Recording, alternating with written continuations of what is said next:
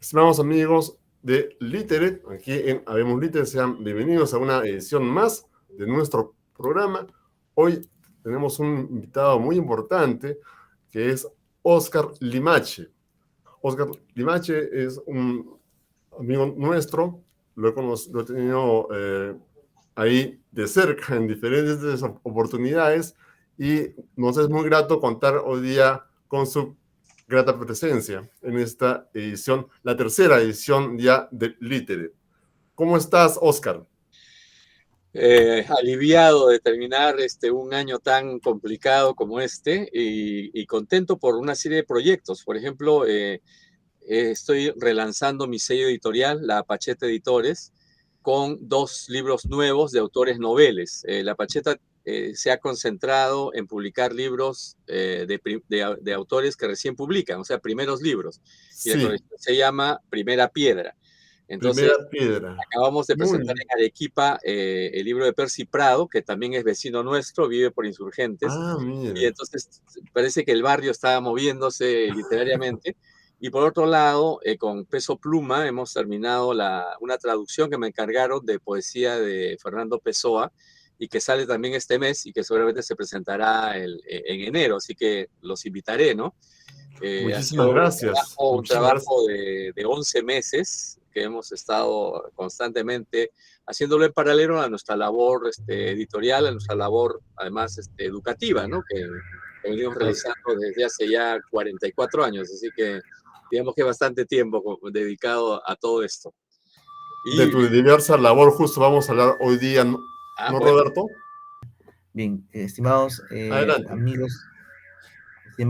amigos, seguidores del programa Litere, el día de hoy tenemos el honor de estar, ¿no? De conectarnos y entrevistar al gran poeta, escritor y traductor Oscar Limache. ¿Sí? Un poquito hablando de su carrera, Oscar Limache es un poeta, traductor y gestor cultural, ganador del Premio Copé de Oro de Poesía en el año 1988, con su libro Viaje a la lengua del puercoespín.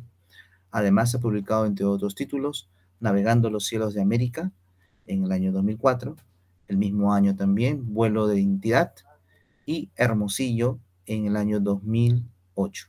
Sus poemas han sido publicados en revistas y antologías de países como Perú, México, Cuba, Brasil y Uruguay. Bienvenido, estimado Oscar Limache.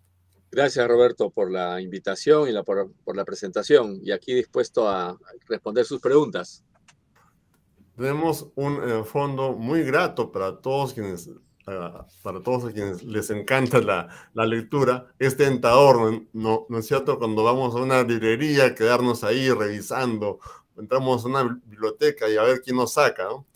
Justo quería preguntarte, como en tu faceta de lector, ¿no? ¿Qué géneros literarios, aparte de la poesía, han sido siempre tus favoritos, Oscar? Dentro de esos géneros, ¿tienes alguna especie literaria, ¿no? en particular?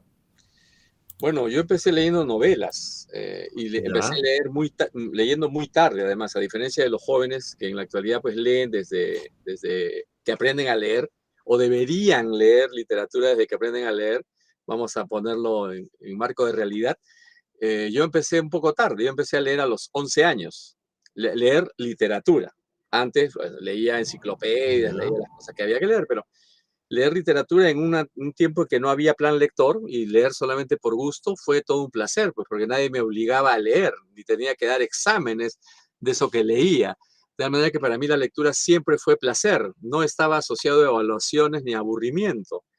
El primer libro que yo encontré en mi escritorio guardado en un cajón, porque mi madre los había comprado unos años atrás, fue de la serie de populibros peruanos que dirigía Manuel Escorza, y el libro Claro. empecé a leerlo y me atrapó de tal modo que ya no terminé la limpieza del escritorio que había empezado y me quedé leyendo el libro, que fue La Guerra de los Mundos de Wells, y de ahí para adelante, ¿no? Para No. adelante hasta ahora. Y este es el espacio desde donde yo trabajo, es decir, aquí edito, desde aquí dicto mis clases, ¿no? Claro. En estos tiempos a adolescentes, ¿no? A estudiantes de secundaria, y a ellos les encanta la presencia de Leoncio, ¿no? Leoncio siempre los saluda, ¿no? Y yo me despido, ¿no? Diciéndoles, bueno, Leoncio les recuerda que cualquiera de ustedes puede ser un gran león si abre un libro y lo lee, pues, ¿no? Por eso, León Claro, es que lee bastante. Entonces, qué León es bueno. la mascota de este espacio. Esta biblioteca, pues, tiene muchos años, ¿no? Como le decía yo a mis estudiantes, esos libros, uno no va a una librería y dice, dame 2 kilos de libros o 20 metros de libros, sino que uno los va consiguiendo en los viajes, ¿no? Después de Claro, mucho caminar, ¿no? Todos nosotros que nos gusta la lectura sabemos que caminamos por donde vamos, ¿no? Y claro, aquí hay claro. libros, pues, muchos comprados en Lima, en Santiago de Chile, en La Habana, en Ciudad de México, incluso algunos traídos de Nueva York, Buenos Aires, que es un paraíso para los libros. Entonces, este es el espacio desde donde siempre trabajo. De acá se han editado además los libros de La Pacheta, también los primeros libros de Motape Libros han salido desde acá.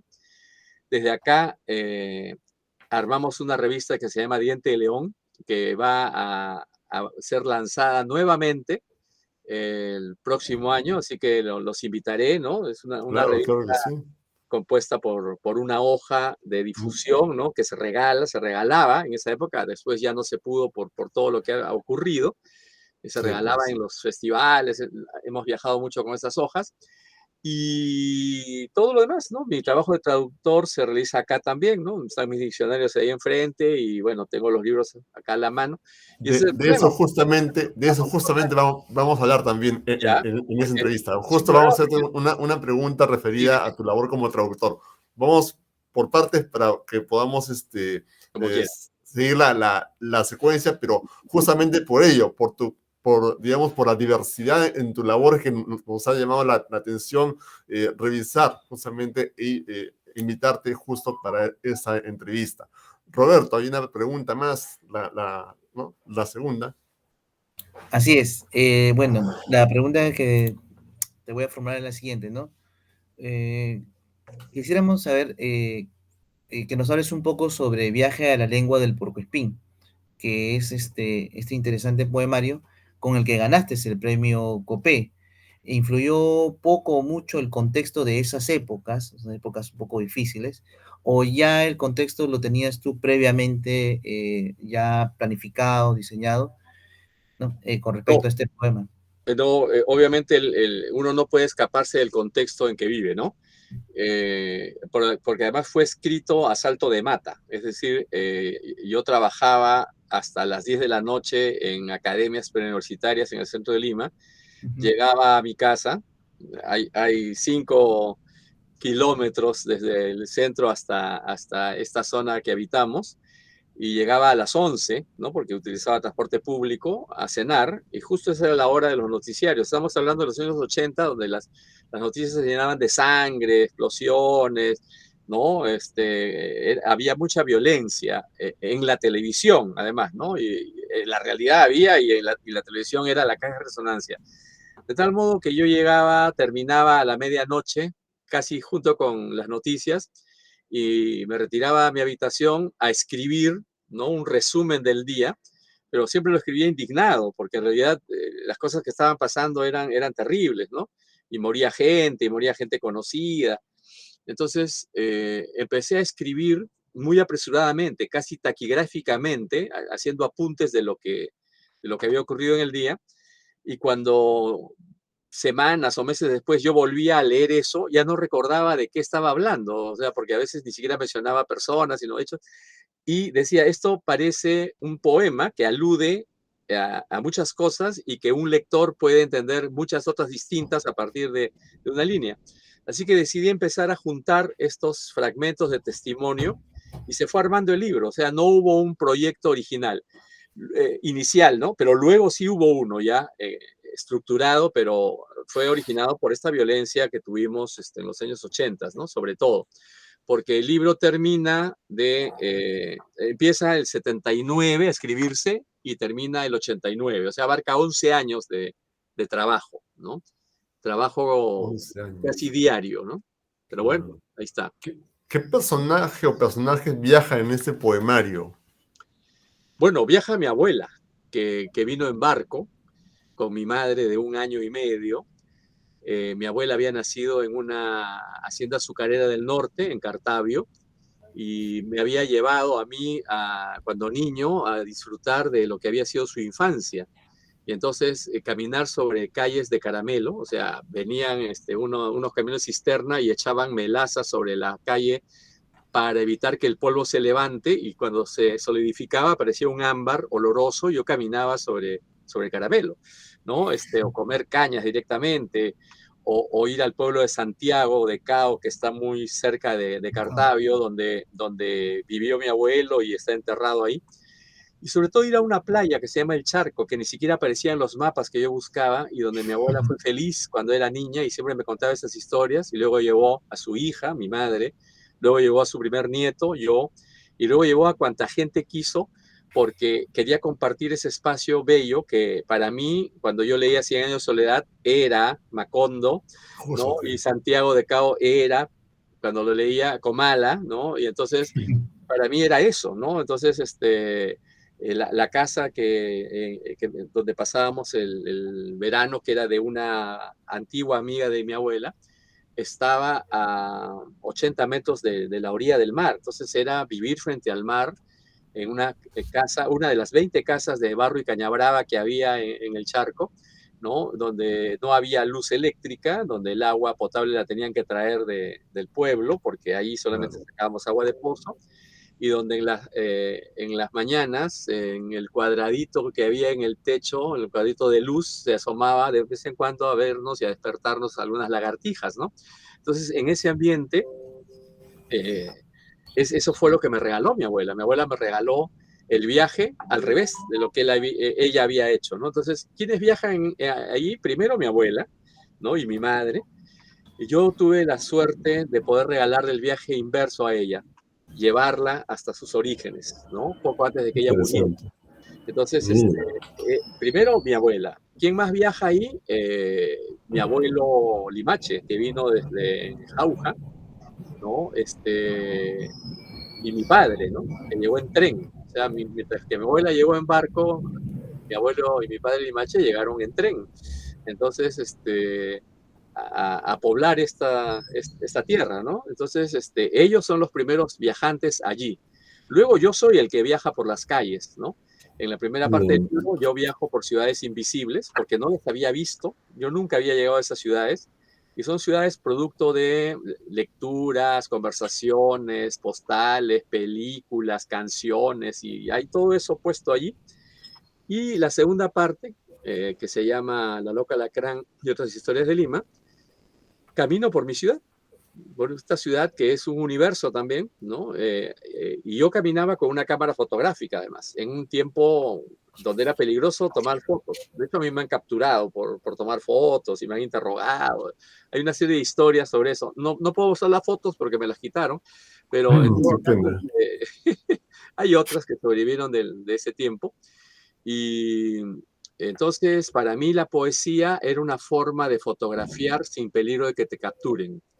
Entonces, mis poemas eran instantáneas de lo que yo a veces iba caminando por las calles buscando. Y de hecho, alguna vez se publicó en un libro un conjunto de poemas y fotografías mías sobre Lima, todas bajo el título de Lima por Limache, que debe estar por ahí. El libro creo que se ha perdido, pero... Ya lo encontrarás seguramente. Yo tengo mi ejemplar, digo, se ha perdido en la inmensidad de los libros que se producen en esta ciudad, ¿no? Claro. Y entonces, muchas personas viajamos, pero además viajan todos los migrantes, y a las ciudades invisibles viaja siempre un limeño. En la primera parte siempre es alguien que está dando cuenta y siempre está pensando en su ciudad, aunque esté parado en Venecia o esté en París, ¿no?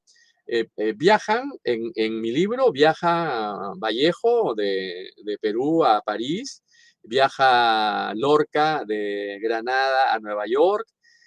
Viaja mucha gente que están en clave, ¿no? Hay canciones. Viaja Pancho Villa y entra a Montgomery, entra se me come Montgomery, es de... Es que son muchos viajeros también, ¿eh? Sí, claro. Entonces, hay un diálogo intertextual muy rico, Perdona que te interrumpa, Oscar. Interrúmpame todo lo que Hay, quieras. hay un viaje, hay un juego ahí, ¿no es cierto? Un diálogo Claro. intertextual muy rico en la obra.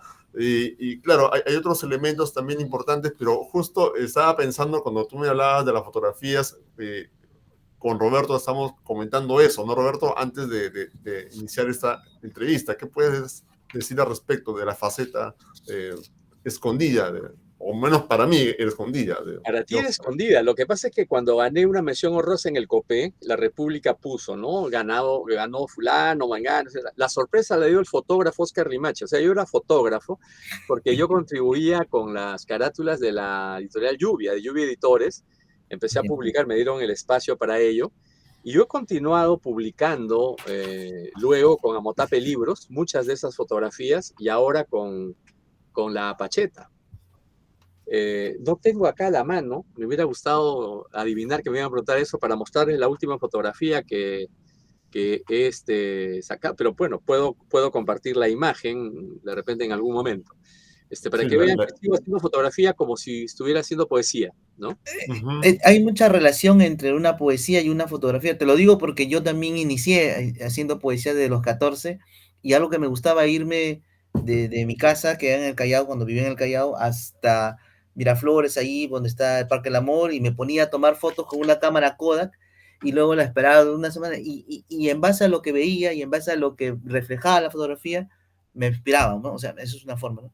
Pero me parece, como tú hablas de que la poesía es una fotografía, me parece como que hay una especie de unión, ¿no? Como si fuera el signo Bueno, lingüístico, ¿no? en mi caso es bastante y parece que coincido contigo porque mi primera cámara regalada por mi abuela fue una Kodak Instamatic con la cual tomé mis primeras fotos en Chiclayo, pero luego cuando yo me compré ya unas cámaras más grandes, recorría el malecón de Miraflores, sobre todo de noche, para captar no las luces que se ven y son tan atractivas del mar, sino eh, los rebordes del malecón, es decir, allí donde la tierra deja de ser tierra para convertirse en aire, o sea, donde se acaba la ciudad, ¿no? Porque ni siquiera empieza el mar, porque el mar empieza más abajo, sino el abismo se convierte en aire, ¿no? Ya deja de haber tierra.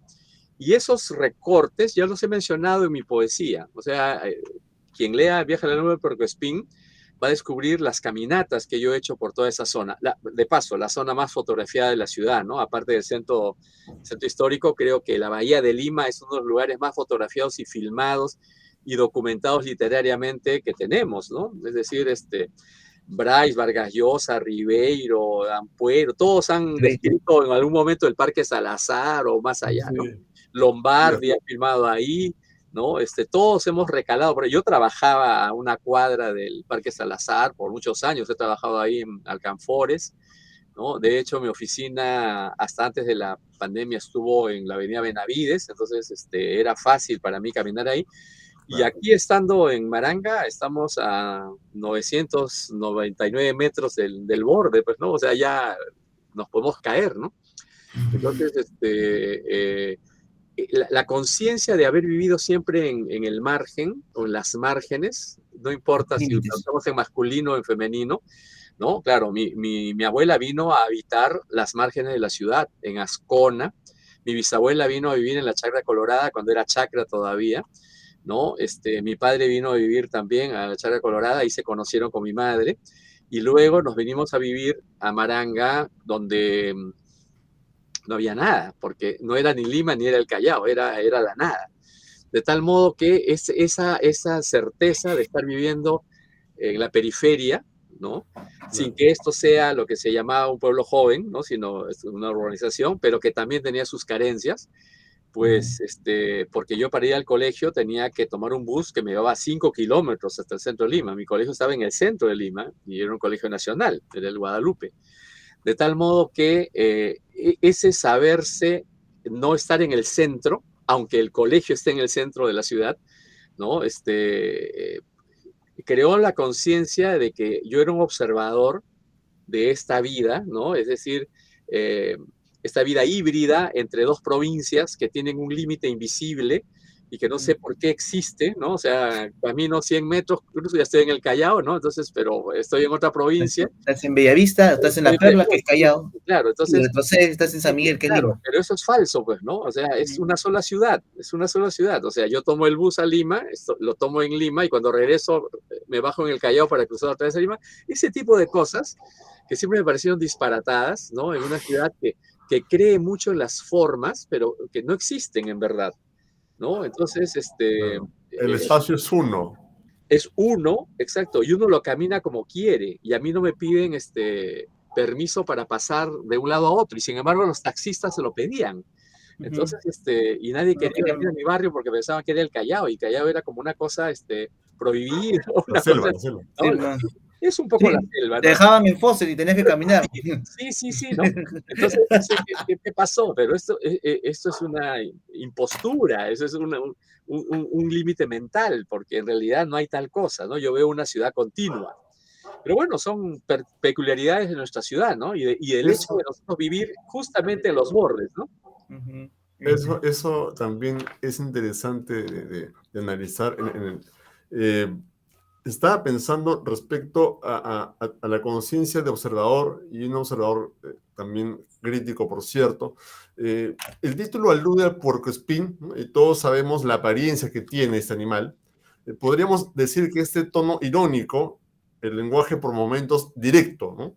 Y de protesta en ciertos pasajes, ¿no? Recoge esta característica, este ponerse en guardia, ¿no? Pinchar y hacer doler, ¿no? En proporción al modo de acercamiento con el contenido. O sea, podríamos hacer esa analogía, ¿no? De la característica de Porcupine con el lenguaje un poco, un lenguaje directo o de protesta que he notado en algunos poemas, ¿no? Entonces, Podrías hacer esa analogía con todo derecho porque eso es lo que está ahí, ¿no? Es decir, ni el puercoespín ni el cactus que aparece en el autorretrato con púas son seres que sean agresivos por naturaleza, pero se defienden, ¿no? De las agresiones externas por sus púas. Entonces, cuando en el autorretrato con púas, además, explícitamente digo púas, ¿no? Digo, soy como los cactus que cultivo, alto, seco, espinoso, frío e hiriente, me estoy describiendo. Pero luego dijo, pero maldición, no puedo evitar de vez en cuando darte desde mi centro una flor amarilla. Sí, obviamente este ser vegetal se está defendiendo del entorno. Más aún, usa las espinas para no tener que botar la poca agua que puede conservar en el desierto, ¿no? Y si lo juzgamos culturalmente, vivimos en un desierto, ¿no? Vivimos en un desierto donde apenas conseguimos agua para mantenernos vivos. Entonces, el cactus es, creo, el símbolo de la resistencia. Resiste a la agresión y resiste a la muerte. Lo digo porque como estudiante en la universidad dejé dejé de cuidar el pequeño jardín que teníamos y se fueron muriendo todos, excepto un cactus que yo recogí en mi camino entre San Marcos y Maranga. Me venía caminando, encontré un cactus botado, con un periódico lo agarré y lo traje y lo puse ahí. Todo lo demás se murió y este cactus resistió. Entonces me pareció, creo que intuía, no era yo consciente de lo simbólico de esto, pero además cuando después de 7 años dio una flor amarilla, dije, hay que tenerle paciencia a este cactus. Es decir, no se prodiga, no se prodiga tanto, pero cuando lo hace es mágico, es un milagro que dé su flor, ¿no? Entonces sí, claro, y el puercoespín en realidad alude a otra cosa. Está citado en medio del libro, es una cita de el poeta griego premio Nobel Odiseas Elitis, que dice, eh, eh, porque unos visten la camisa negra, o sea, los fascistas, ¿no? Porque unos visten la camisa negra y otros hablan la lengua del puercoespín. Entonces yo pensé, ¿cómo es la lengua del puercoespín? Obviamente no se refería a esto que está en la boca, porque dice, hablan la lengua del puercoespín. Era explícito era el autor en decir que era una lengua, o sea, como idioma, sinónimo de idioma. ¿Y cómo podría ser una lengua del puercoespín? Áspera, agresiva, que es como siento la lengua de Lima. Y entonces, cuando tú percibes esta violencia, a veces en algunos poemas, ¿no? Esta denuncia, ¿no? Que no es nunca panfletaria, y siempre he cuidado de que no sea panfletaria, tanto que alguna gente piensa que no hay ningún compromiso en estos textos, ¿no? Y yo me río un poco porque cada cual tiene derecho a hacer sus malas lecturas, ¿no? Y sus malas interpretaciones, pero yo digo, sí, a veces nos vemos obligados a hablar la lengua del puercoespín para que nos respeten. O sea, a veces es necesario alzar la voz, ¿no? Pero quien logre alcanzar, penetrar, entrar al castillo interior, a este espacio amical, pues recibirán toda la ternura que puede tener un bicho así, ¿no? De tal modo que, muy acertada tu observación, no siempre llegan por ahí, ¿no? O sea, yo creo que sí, está bien, me alegra de que se haya entendido de ese modo. Así es. Acá quería hacerte otra pregunta también, ¿no? Vamos a ver tu faceta como traductor. Me llamó mucho la atención, ¿no? Sobre todo porque siento como que traduces mucho la parte y viendo algunas entrevistas tuyas eh, en otras entrevistas, perdón dicho, te gusta mucho la parte de la literatura de Brasil, y estamos hablando del idioma portugués, ¿no? Y yo, curiosamente, hace 2 años, antes de la pandemia, pues me puse a estudiar portugués, ¿no? Y felizmente lo terminé, aunque hasta ahora no me dan el diploma. Pero, justamente, ¿qué cuidado se debe tener al traducir un texto poético, sobre todo cuando no es, por más que es una lengua romance, vamos a hablar del portugués, hay siempre sus diferencias, ¿no? ¿No? Siempre hay incluso es más traducir o interpretar lo que queremos, el texto que viene en lengua original de otro idioma, ¿no? Bueno, si estudiaste portugués y terminaste portugués, descubriste que es un mito eso de que el portugués es un idioma fácil. Qué fácil, qué sencillo es, se parece al español. La desgracia del portugués o del español es que, para empezar, y eso es lo que afecta a la traducción, hay sustantivos que en español son masculinos que en portugués son femeninos, ¿no? Como Entonces, ponche, ¿no? el viaje, a viagem, es femenino, En ¿no? femenino. Entonces, el árbol, masculino en español, a árbol, entonces es femenino. De tal modo que cuando le agregamos un adjetivo, el árbol cortado, no podemos, ¿no? El árbol cortada, no podemos traducirlo igual. ¿Y cómo encontramos una rima equivalente si es que la poesía está en rima? Y Ujú. eso es un motivo de sufrimiento, ¿no? Encontrar, o por ejemplo, violino, ¿no? En italiano que tenemos que traducir por violín, no hay violino en español, el violino, y finalmente se arruina una serie de rimas que había en el texto original que estábamos traduciendo. El, Mi acercamiento, bueno, yo conocí algunas lenguas, yo estudié lingüística en la universidad y conocí algunas lenguas, y sin embargo nunca me surgió el deseo de traducir nada. Había leído traducciones, era consciente de las traducciones, quizás uno de los grandes traductores es Octavio Paz, este es su tomo de traducciones. Premio Nobel. Ajá, exacto. Y el problema era que yo no había tenido necesidad de traducir, pero cuando fui por primera vez a Brasil, creo que fue el año 2000, sí, fue el año 2004. 2004 que yo fui a Brasil. 2004. Recuerdas mejor que yo, gracias por darme un dato, ya había olvidado. No, me estoy olvidando de algunas cosas. En el 2004 yo viajo a Brasil y no entiendo nada de lo que estaban diciendo, no entiendo nada, ¿no? Entonces, me decían que esta mañana iba a ver frango y yo no sabía qué era frango. O sea, ¿por qué Ah, tanto? La gente estaba tan emocionada porque iba a ver frango, porque habíamos comido buey todos los días y ahora iba a haber pollo, pero entre no. pollo y frango no hay ninguna, ¿no? O la fresa, ¿cómo le llaman la fresa? Uy, Bueno, ya. bien. Dijeron eso, yo no entendía qué. Entonces, el problema era lexical, ¿no? Nos faltaba léxico. Y entonces, recuerdo una ceremonia de inauguración donde no entendí qué dijeron y cantaron el himno nacional brasileño y yo no sabía cómo era. Ahora ya lo aprendí. Pero fue un proceso, pero todo se desató porque fui a una librería en busca de la poesía de Drummond de Andrade, de Manuel Bandeira, y me encontré otros autores que empecé a hojear y me interesaron y los compré. Y dije, ¿y esto por qué no se ha traducido al español? Vine a Lima y empecé a traducirlo y a buscar editores para que esto empezara a circular. De tal modo que todos me dijeron sí, pero luego no hubo nada hasta que un joven editor, Alfredo Ruiz, estaba formando su editorial, Amotape Libros, en el año 2013, y me publicó las primeras traducciones que yo había hecho del portugués brasileño, y luego, pues, él mismo se convirtió en traductor y ambos, los dos, fuimos encargados por la Embajada de Brasil para traducir una novela de Machado de Asís, que fue toda una experiencia. Entonces, mis lecturas iniciales de narrativa me sirvieron mucho para luego trabajar la estructura novelística del siglo XIX en una traducción que creo que no está mal hecha.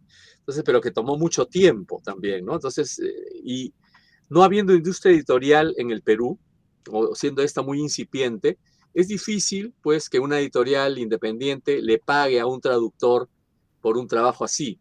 Entonces, desde hace 2 años tenemos estos estímulos económicos que da el Ministerio de Cultura justamente para traducción. Entonces, por primera vez yo he sido pagado por una traducción que toma tiempo, ¿no? Y a partir de ahí me abrí a otras naciones lusohablantes, o sea, ahora Pessoa, Portugal. Hace poco en Nueva York produjeron, no es Nueva York, me parece que es Boston, en una revista virtual, me publicaron unas traducciones de un poeta de Mozambique, que a mí me interesó mucho, lo encontré en una librería en Brasil y no habiendo sido traducido, pues me dediqué a hacerlo, ¿no? De tal modo que sí, por ese lado sí, pero también poetas de la India, he traducido a varios, ¿no? Que lo que pasa Sí. es que algunos no están publicados, pero están... Investigando un poco sobre ti, veo que te gusta mucho la poesía de Tagore, del gran Bastante, Rabindranath Tagore, ¿no? porque siendo yo un adolescente conocí de cerca la poesía de Tagore y a mí me deslumbró. Y cuando luego encontré que la traducción que había hecho Zenobia Camprubí, la esposa de Juan Ramón Jiménez, no era del todo fiel, y que en verdad quien había hecho la traducción era el mismo Juan Ramón, que no sabía inglés, y que Zenobia le había traducido del inglés al español literalmente lo que estaba ahí. Juan Ramón Literalmente. elabora, y esto para responder a tu pregunta, si traducción o interpretación, él había interpretado todo, y que no estaba tan fiel. Cuando encontré el texto en la biblioteca del Congreso de los Estados Unidos, estaba el texto en inglés original de Tagore, que tampoco era original, porque Tagore escribía en bengalí, y él tradujo al inglés para poder presentarse en Inglaterra. Así que hacer la traducción de una traducción que había sido también traducción de otra traducción, era todo un reto, ¿no? Recién hace poco, después de haber publicado esa traducción, encontré una traducción hecha directamente del bengalí. Claro. Es distinta totalmente, ¿no? Es distinta a la del inglés. De tal modo que traducir es, para mí, lo he dicho muchas veces en todas las entrevistas, porque creo que primero hay un componente ético, ¿no? Es decir, hay una ética del traductor. Lo digo porque traduciendo a Machado de Asís, contrastábamos nuestras traducciones con otras traducciones que existían, y resulta que nos encontrábamos con que se salteaban párrafos enteros o líneas enteras, y como no se publica la prosa con el original, nosotros leemos creyendo que estamos leyendo una traducción bien hecha y no es así. De tal modo que, primero, para el traductor, para mí como traductor, traducir es el grado máximo de la lectura, porque me exige la comprensión cabal del texto. O sea, no solamente pasar por alto, sino entender realmente no solo lo que dice, sino cuál es el contexto en que se dijo, ¿no? El contexto histórico, las costumbres, el pensamiento.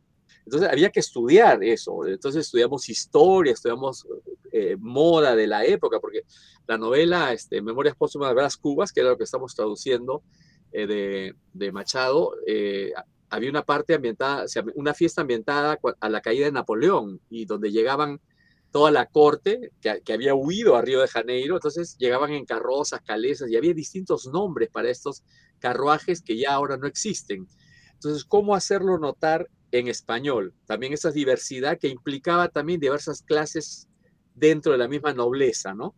O las ropas, o las comidas. O sea, ¿cómo traduces el nombre de una comida que no existe acá? Entonces, buscas un equivalente, como hacen en la Biblia, ¿no? No sé qué animal es, pero vamos a ponerle que es dragón o lo que sea. O o dejas en la lengua original, en cursiva, o hispanizas. O sea, todas esas son decisiones que hay que tomar, ¿no? Entonces, Sí. yo creo que el traductor debe ser ético, es decir, entenderlo todo para luego trasladar toda la lengua a la lengua del traductor de una forma que al lector le parezca que originalmente esa obra fue escrita en español y no en portugués. Es decir, que no sienta la extrañeza, ¿no? Esto, pero ¿de qué está hablando, no? Y es todo un reto, ¿no? Y en poesía también, y en el caso de Más tarot, todavía. más todavía, ¿no? Es más profundo, porque es filosófico. Entonces, me gustan esas traducciones, digo, hacerlas, ¿no? Esos retos, porque te exige encontrar soluciones o salidas, ¿no? La peor sería poner una nota al pie de página, ¿no? El autor hace aquí un juego intraducible de palabras. Eso significa que tienes que reconocer que has fracasado como traductor. No Cuando te puedes lavas las manos, sabes que se las encarga el manos, lector, ¿no? entre ustedes. No, No, tampoco se Blanco, trata de eso, ¿no? en Shakespeare vemos eso, ¿no? Shakespeare juega mucho con las palabras y el traductor renuncia, pues, ¿no? Ya ya se se cansa. cansó, ¿no? Así No, que, pero tú no renuncias felizmente. no creas que muchas veces he querido renunciar. Que ya, devuelvo la plata, devuelvo el dinero. Pero bueno, al menos haces el esfuerzo honesto de presentar Trato, lo que se tiene que obviamente. presentar. Trato. Sí, sí, sí, sí, eso sí, eso sí. De la mano con tu trabajo como traductor está tu trabajo como editor, admirable, por cierto. Háblanos justamente de eso, ¿no? ¿Cómo ha ido desarrollándose tu labor como editor? ¿Qué aprendizajes y satisfacciones te ha dado? Comenzaste la entrevista un poco hablando de eso, pero yo te detuve porque justamente había una pregunta al Bueno, respecto.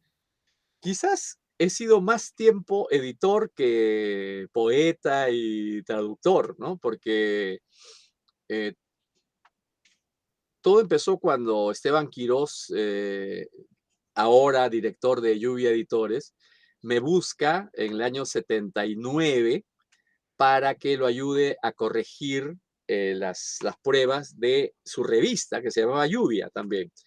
Él es de Cajamarca y en esa época había sequía, así que él regresaba siempre a su tierra llevando lluvia, que era lo que se necesitaba. Pero como suele pasar con las publicaciones estudiantiles, estaba llena de errores, etcétera, y pues me dice, oye, tú estudias lingüística, ayúdame con esto. Así que yo empecé como corrector. Muy pronto me invitaron a ser miembro del equipo, el comité de redacción, ¿no? Y en algún momento llegué a publicar algún poema por ahí. Y casi en paralelo a publicar fotografías. Así que, pero en el año 80, o sea, un año después de que nos conocimos, hicimos la revista, Esteban llegó a un descubrimiento que me parece crucial. Él me dijo, he descubierto que para hacer un libro se gasta tanto como para sacar una revista. Así que saquemos libros, ¿no? O sea, ya la idea de dejar de ser revista para convertirse en editor. Y me invitó a editar con él 2 libros, ¿no? De 2 personas que ya han fallecido.